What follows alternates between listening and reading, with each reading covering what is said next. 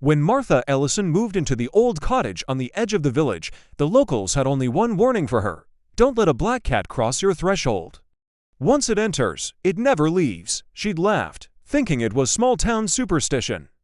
A woman of science, she didn't believe in curses or omens.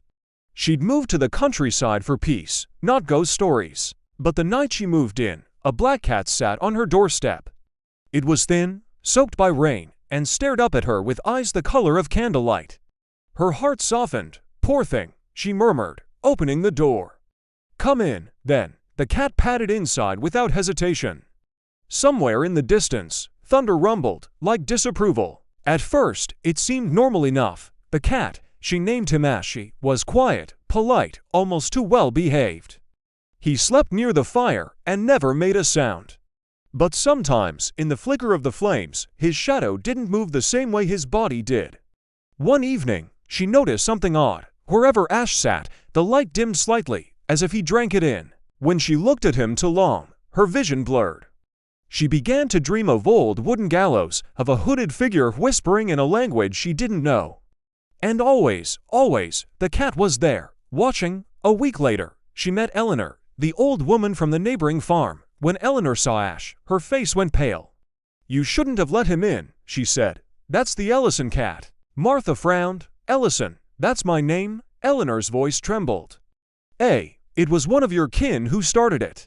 2 centuries ago, your ancestor accused a woman of witchcraft. They hanged her in the square. The woman cursed your family, said her spirit would walk in the shape of a black cat until one of you set her free. Martha tried to laugh it off, but that night, when she looked at Ash, she saw tears in his eyes. The nightmares worsened.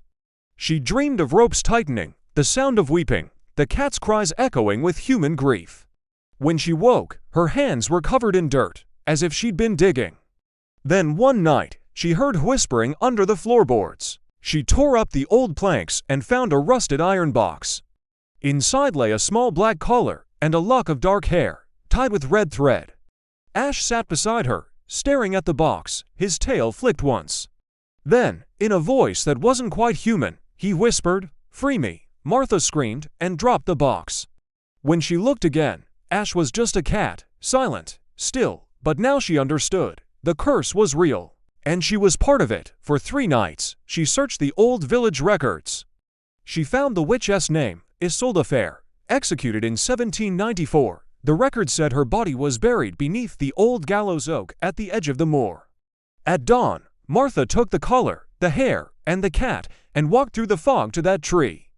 Ash followed quietly, his golden eyes gleaming in the gray light. When she reached the roots, she began to dig. The soil was soft, almost breathing.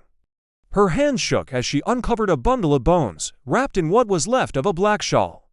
The moment she laid the collar beside the bones, the wind stopped.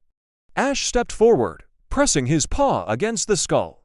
Then he began to change. His form rippled, stretched, blurred like smoke. When the air cleared, a woman stood before Martha, pale, with hair black as the night sky, and eyes burning like embers.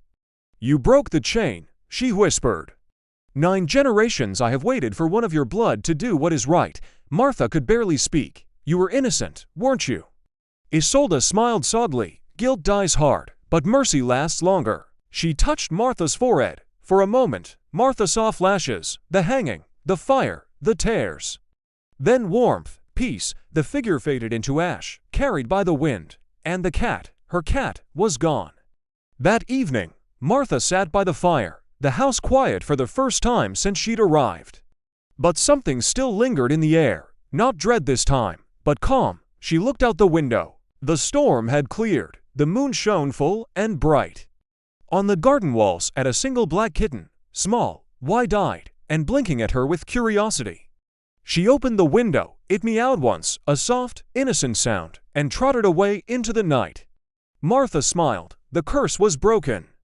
And for the first time in 200 years, the black cat was finally free. Ending note. Some say that on cold nights, a shadow of a cat still curls by Martha's fireplace, not cursed, not vengeful, but watching. Just to make sure the family keeps its promise.